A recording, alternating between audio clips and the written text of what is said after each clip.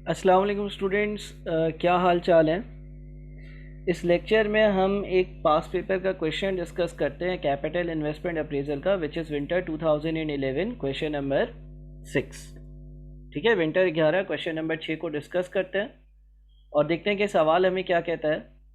अगर हम इस सवाल को पढ़ते हैं तो सवाल में लिखा हुआ है, skills enhancement centre (SEC) is an established institution with a mission to impart training to the youth by developing their job related technical skills.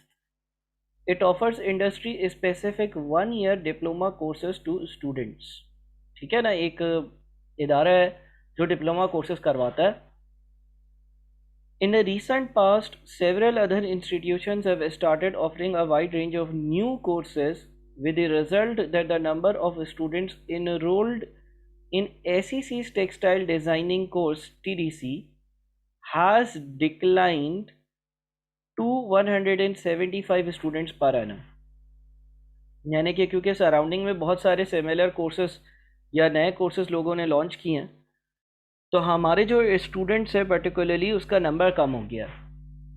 SEC is developing its 5 years plan, and an important consideration is to replace TDC with Advanced Textile Graphics course (ATGC).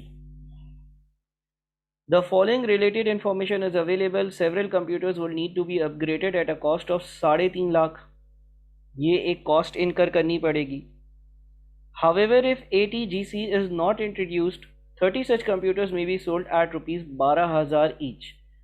देखो, अगर हमने नया course launch नहीं करा अगर हमने नया course launch नहीं करा अगर हमने नया कोर्स लॉन्च नहीं करा तो 30 कंप्यूटर्स 12,000 रुपये के हिसाब से मैं बेच दूंगा। लेकिन अगर हमने कोर्स लॉन्च करा तो फिर ये कंप्यूटर नहीं बेच पाऊंगा।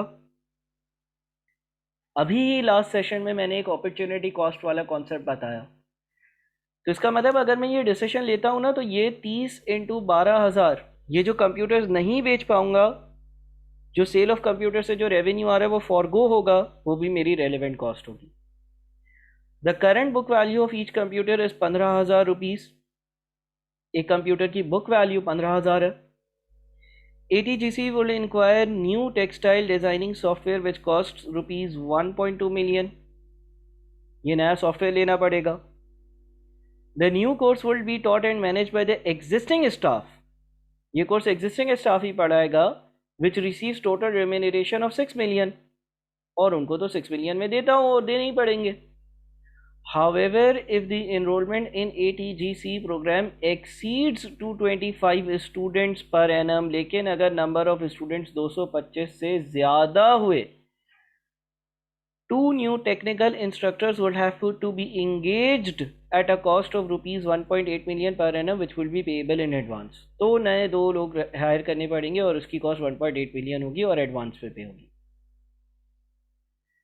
Details relating to income from fees and other costs are as follows। Course fee पर स्टूडेंट जो एडवांस में आती है TDC 42,000, नया कोर्स लॉन्च किया तो 43,200। कॉस्ट ऑफ ट्रेनिंग मटेरियल पर स्टूडेंट, एक स्टूडेंट को जो ट्रेनिंग मटेरियल देता हूँ 6,000 का भी देता हूँ, नए कोर्स की वजह से 7,400 का। Directly attributable cost per annum, directly attributable cost वो कॉस्ट होती है जो किसी डिसीजन के लेने की वजह से इनकर हो। अभी वो 1.20 पर है, फिर वो 2.30 हो जाएगी। ठीक है। Apportionment of overheads excluding staff cost. Apportionment यानी कि डिस्ट्रीब्यूटेड जो ओवरहेड्स हैं, इसकी नॉलेज भी आपको अपनी पिछली स्टडीज से होगी। अगर नहीं हो तो आप मुझे बिल्कुल व्हाट्सएप कर सकते हैं। और ये दोनों इन एरियाज दिए हुए अमाउंट। प्रिलिमिनरी कॉस्ट जो शुरू में इनकर होती है वो दी हुई है। On an average a new student enrolled in a course brings additional revenue 2,400 per annum on account of other activities. दूसरी एक्टिविटीज़ की वजह से 2,400 का एडिशनल रेवेन्यू आता है। Being an educational institution, SEC is exempted from income tax. कोई income tax का हिसाब किताब नहीं है। SEC assesses the viability of a course using a discount rate of 7%। हम 7% का डिस्काउंट रेट यूज करेंगे। It is assumed that the number of students enrolled will remain constant throughout the 5 years period। और ये assumption है कि पूरे 5 साल में सेम नंबर ऑफ स्टूडेंट्स आपके पास इनरोल्ड होंगे। सबसे पहला काम जो आपने करना है ना, वो ये है कि आपने इस सवाल को अच्छे से रीड करना है। सवाल में लिखा हुआ है determine the minimum annual enrolments which would make it financially viable for ACC to introduce ATGC 17 marks. यानी कि मिनिमम जो इनरोलमेंट्स होनी चाहिए ना सालाना एनुअल बेसिस पर, वो कितनी होनी चाहिए अगर इस डिसीशन को फाइनेंशियली अगर ये डिसीशन वायबल है। देखिए, हम कुछ वर्किंग्स करते हैं। सबसे पहले तो हम इनिशियल इन्वेस्टमेंट की वर्किंग करते हैं या इनिशियल कॉस्ट की वर्किंग करते हैं कि इनिशियल कॉस्ट कितनी है, यानी कि जब ये प्रोजेक्ट लॉन्च किया तब कितने पैसे गए। बुलेट नंबर 1 को अगर हम देखते हैं तो सेवरल कंप्यूटर्स वो need to be upgraded at a cost of 350,000। तो अपग्रेड की एक कॉस्ट होगी 3.5 लाख। ठीक है। उसके बाद लिखा हुआ है however if ATGC is not introduce 30 such computers may be sold for 12,000 each. यानी कि अब वो computer sale of computer opportunity cost वाला कॉन्सेप्ट, क्योंकि ये प्रोजेक्ट अगर मैं ये प्रोजेक्ट स्टार्ट करूंगा तो 30 कंप्यूटर्स 12,000 के हिसाब से नहीं बेच पाऊंगा, तो उससे आने वाला जो रेवेन्यू है वो मेंशन किया। इसके बाद लिखा हुआ है कि ATGC will require new textile designing software which cost 1.2 million. तो सॉफ्टवेयर चाहिए होगा, सॉफ्टवेयर की जो कॉस्ट होगी वो 1.2 मिलियन होगी। ठीक है। इसके अलावा कोई और खर्चे जो इनिशियल स्टेज पर इनकर कर रहा हूँ, हाँ, preliminary cost including training of instructors in advance 7.5 lakh. Preliminary cost का मतलब इनिशियल कॉस्ट, तो प्रीलिमिनरी कॉस्ट जो मैं इनकर करूंगा वो 7.5 लाख है। ठीक है ना। ये टोटल कितना हुआ, ये हो गया आपका, ये आपकी इनिशियल कॉस्ट होगी अगर आप इस पर्टिकुलर प्रोजेक्ट को लॉन्च करते हो। तो 2.66 मिलियन आपको पे करना ही पड़ेंगे। ठीक है ना। ये इनिशियल आउटले हो गया।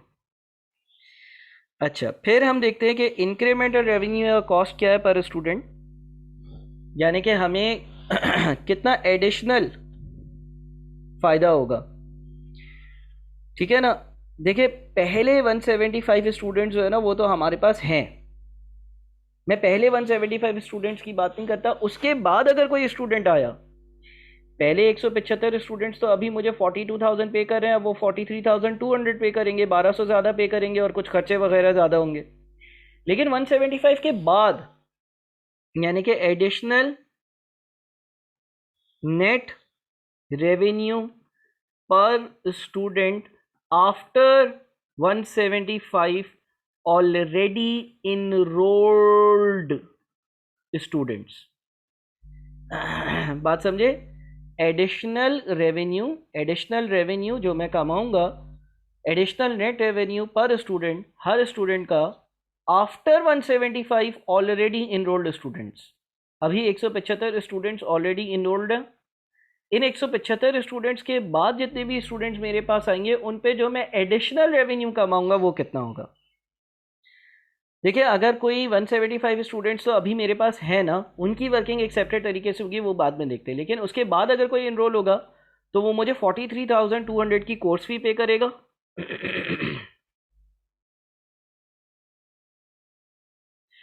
अच्छा, फिर क्या होगा, फिर वो मुझे जो है ना point number 5, on an average a new student enrolled in a course brings additional revenue of 2400 per annum on account of other activities. Other activities के लिए वो मुझे पे करेगा। ठीक है। और ये जो नया स्टूडेंट आएगा इसको मैं, ये जो कॉस्ट ऑफ ट्रेनिंग मटेरियल पर स्टूडेंट है, ट्रेनिंग मटेरियल, ये जो मैं ट्रेनिंग मटेरियल इसको दूंगा ये 7,400 का होगा।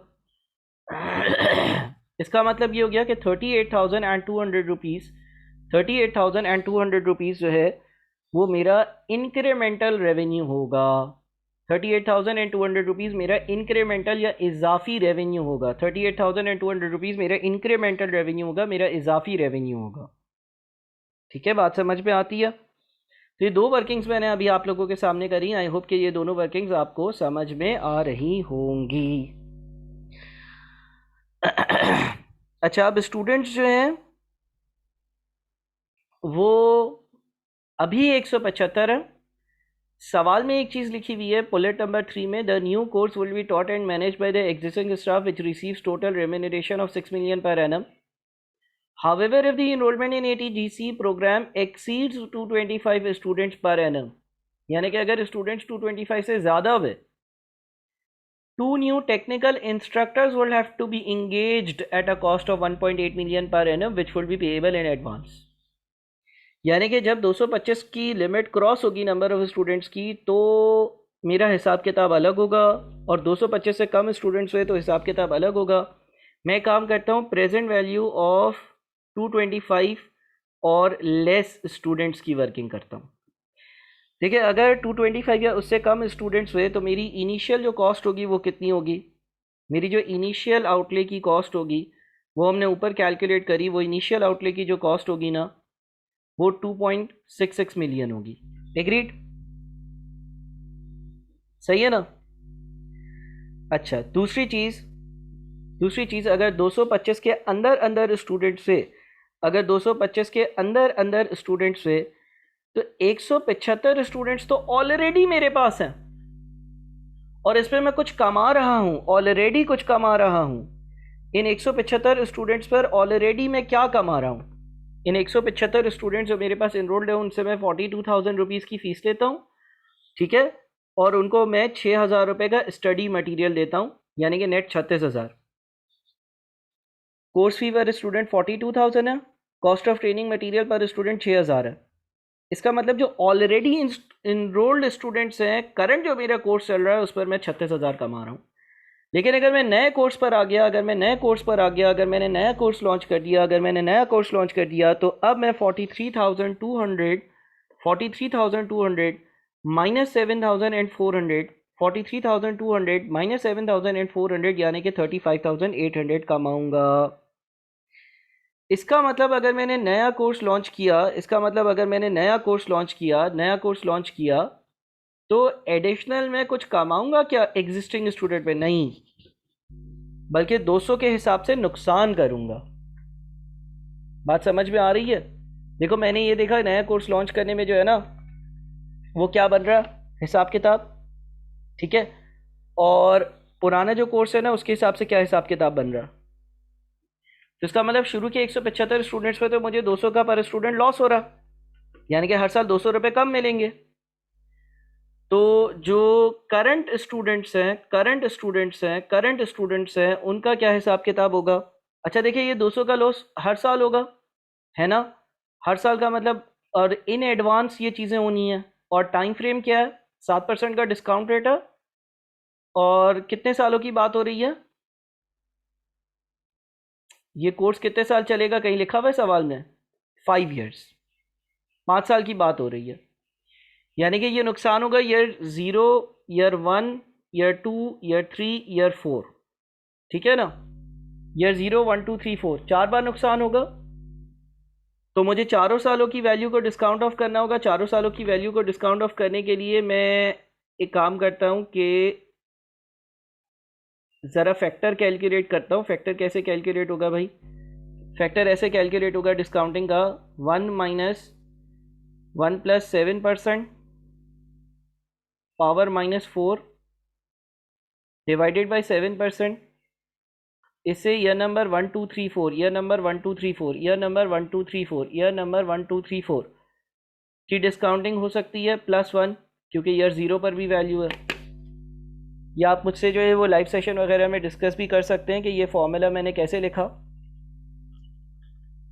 ठीक है ना. तो ये आता है 4.387, ये आता है आपके पास 4.387.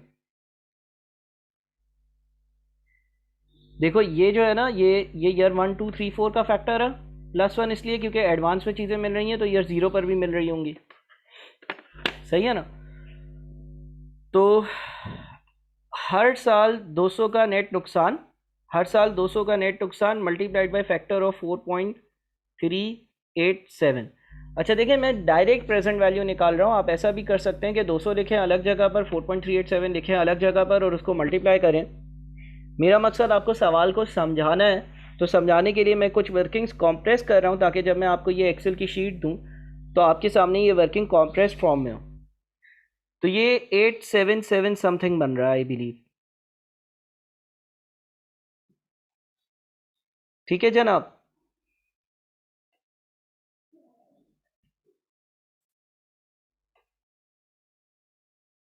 अच्छा, अब देखिए आपके पास 200 का एक बच्चे पे नुकसान मल्टीप्लाइड बाय डिस्काउंट फैक्टर, और ऐसा नुकसान कितने बच्चों पर होगा? 175 बच्चों पर। टोटल 175 बच्चे ना, हर बच्चे पे 200 का नुकसान मल्टीप्लाइड बाय डिस्काउंट फैक्टर, तो टोटल नुकसान 153,545 हो गया। ये टोटल नुकसान मुझे नजर आ रहा है।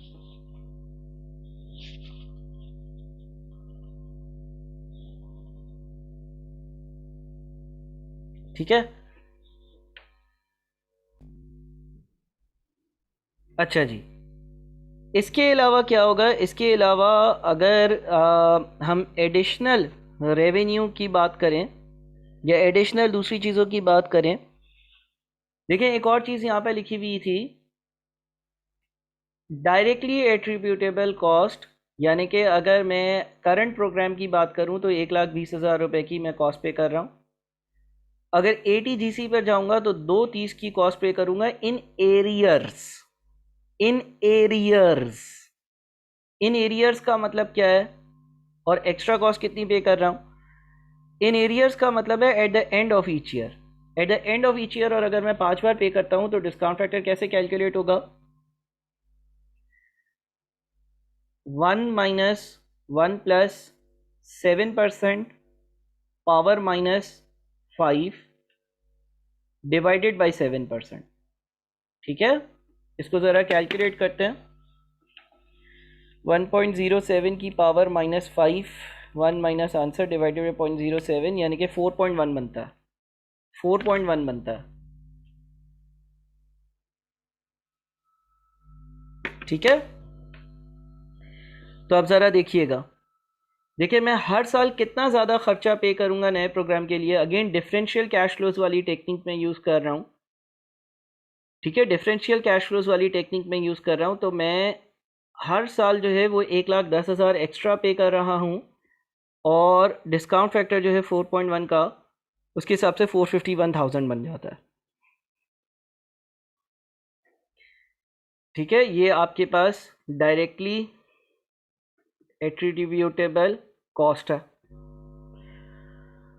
अच्छा, apportionment of overheads excluding staff cost. Apportion overheads को शामिल जो है वो नहीं किया जाता। अपोर्शन कॉस्ट जो है वो डिस्ट्रीब्यूट होती है, तकसीम होती है। अगर ये प्रोजेक्ट नहीं करता तो भी होती। क्या और कोई खर्चा नज़र आता है? It is assumed that 5 years AC viable, 7% का डिस्काउंट रेट, कोई टैक्स नहीं है, एवरेज एक स्टूडेंट ये देगा। ठीक है, क्या कोई और खर्चा नज़र आता है?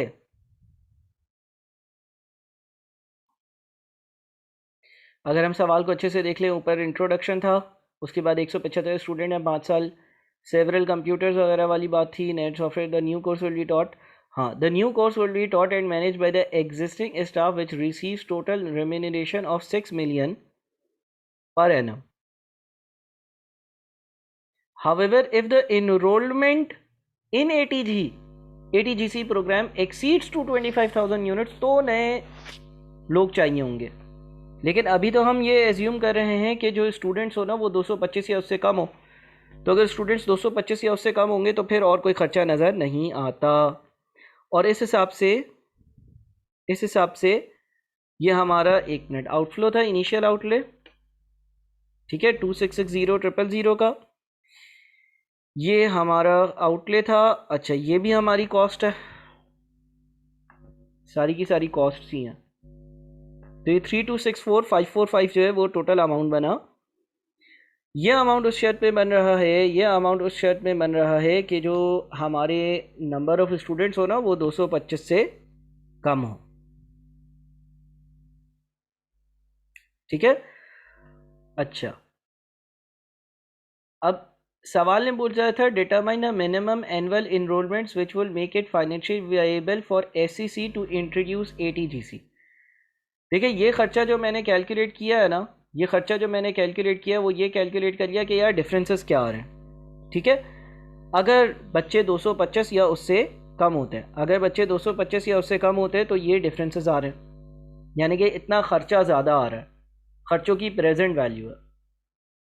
अच्छा, 175 के बाद जितने भी स्टूडेंट्स आएंगे ना, आई रिपीट 175 के बाद जितने भी स्टूडेंट्स आएंगे, आई रिपीट 175 के बाद जितने भी स्टूडेंट्स आएंगे वो मुझे क्या पैसे देंगे, उसकी वर्किंग मैंने ये करी थी 38,200 सालाना देंगे।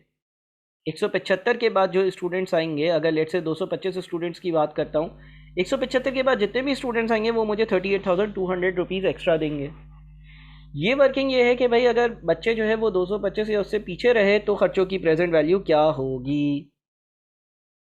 बात समझ में आ रही है?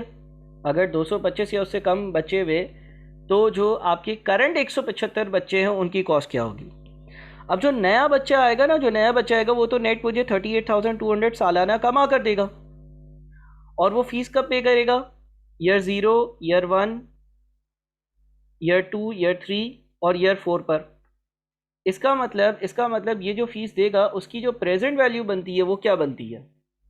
38,200 मल्टीप्लाइड बाई 4.387, 38,200 मल्टीप्लाइड बाई 4.387 यानी कि 167,583। तो हम लिखते हैं benefit from new enrolments in terms of present value, benefit from new enrolments in terms of present value. जो हमें नए स्टूडेंट आएगा उस पर 38,200 रुपये की सालाना बचत होगी, 5 सालों के लिए वो फीस पे करेगा, 5 सालों तक बचत होगी, उन बचत की प्रेजेंट वैल्यू एक स्टूडेंट की 167,583 बनती है। ठीक है। अच्छा, जो हमारे खर्चे नए प्रोग्राम पे जाने वाले वो ये हैं, ये खर्चों की प्रेजेंट वैल्यू है, ये जो नया बेनिफिट आएगा उसकी प्रेजेंट वैल्यू है। इसका मतलब अगर 19 बच्चे हमारे पास इजाफी एडमिशन ले लेते हैं ना, या 20 बच्चे इजाफी एडमिशन ले लेते हैं और टोटल स्टूडेंट्स हमारे जो है वो 175 करंट वाले और 20 इजाफी बच्चे हो जाते हैं, यानी कि स्कूल में 195 बच्चे हो जाते हैं। अगर 195 बच्चे हो जाते हैं तो हमारे लिए ये प्रोजेक्ट करना वायबल होगा, क्योंकि अगर 195 बच्चे होते हैं, अगर 195 बच्चे होते हैं तो पहले 175 बच्चों पे जो नुकसान हो रहा है वो, और हर अगले बच्चे पर 176, 177, हर अगले बच्चे पर जो बेनिफिट हो रहा है उसकी प्रेजेंट वैल्यू, जो नुकसान हो रहा है उसकी प्रेजेंट वैल्यू डिवाइडेड बाय जो एडिशनल बच्चा आएगा वो अपनी जो प्रेजेंट वैल्यू जनरेट कर देगा वो। तो इसका मतलब तकरीबन 19 या 20 बच्चे होंगे, 19 या 20 बच्चे होंगे तो additional benefit this multiplied by this के बराबर होगा, जो कि एडिशनल कॉस्ट के बराबर होगा, और आप ये प्रोजेक्ट परस्यू कर सकोगे। अच्छा, व्हाट इफ के नंबर ऑफ स्टूडेंट्स 225 से ज़्यादा होते हैं, 220 मोर देन 225, मोर देन 225 पर ये खर्चा स्टैंड स्टिल रहता है ऐसे ही। ठीक है ना, मोर देन 225 पर ये खर्चा स्टैंड स्टिल रहता है ऐसे ही। मोर देन 225 पर करंट स्टूडेंट्स का खर्चा as it is stand still रहता है ऐसे ही। मोर देन 225 स्टूडेंट्स पर डायरेक्टली एट्रीब्यूटेबल कॉस्ट का इंक्रीज इतना ही रहता। मोर देन 225 स्टूडेंट्स अगर होते तो एक और बात है कि सवाल में लिखा हुआ है if the enrolment in ATGC exceeds 225 students पर annum, 2 new technical instructors will have to be engaged at a cost of 1.8 million per annum which will be payable in advance। तो इसका मतलब ये हो गया कि खर्चों में और इजाफा आता है और वो होता है 1.8 मिलियन का, 1.8 मिलियन का सालाना, और ऐसा वो 5 सालों के लिए एडवांस में होता है। ईयर 0, 1, 2, 3, 4 के फैक्टर से मल्टीप्लाई करो, जो कि हमने कैलकुलेट किया है 4.387। ठीक है ना, यानी कि फिर खर्चे जो होते उसकी प्रेजेंट वैल्यू 161,145 बन जाती। अच्छा, जो नया बच्चा आता है 175 के बाद वो मुझे जो बेनिफिट देता है उसकी प्रेजेंट वैल्यू ये है। तो अब कितने बच्चे चाहिए होते हैं ये कॉस्ट कवर करने के लिए? 66 या 70 बच्चे तकरीबन, 67 बच्चे तकरीबन, 175 बच्चे करंट है प्लस 67 बच्चे, यानी कि अब मेरा ब्रेक इवन 242 बच्चों पर आएगा। तो ये थोड़ा सा आप कह लें कि एक अपॉर्चुनिटी कॉस्ट और डिफरेंशियल कैश फ्लोस पे काम करने वाला सवाल था। आप लोगों से ये रिक्वेस्ट होगी कि इस लेक्चर को दोबारा से देखिएगा, इसका जो मैं सजेस्टेड आंसर आपका ICAP का देख रहा हूँ उससे दोबारा से देखिएगा, और फिर जो क्वेरी हो वो ज़रूर आप मुझसे हल करवाइएगा। अच्छा देखिए, मैंने यहाँ पर डिफरेंशियल कैश फ्लोस का कॉन्सेप्ट इस्तेमाल किया है कि जो बच्चे हैं 175 या उससे आगे, उस पर क्या चेंज इन कैश फ्लोज हैं, ऑल कैश फ्लोज को अकाउंट फॉर नहीं किया, जिसकी मैंने लॉजिक कुछ लेक्चर्स पहले आप लोगों को बताई। ठीक है, अपना बहुत ख्याल रखिएगा। अल्लाह हाफिज़।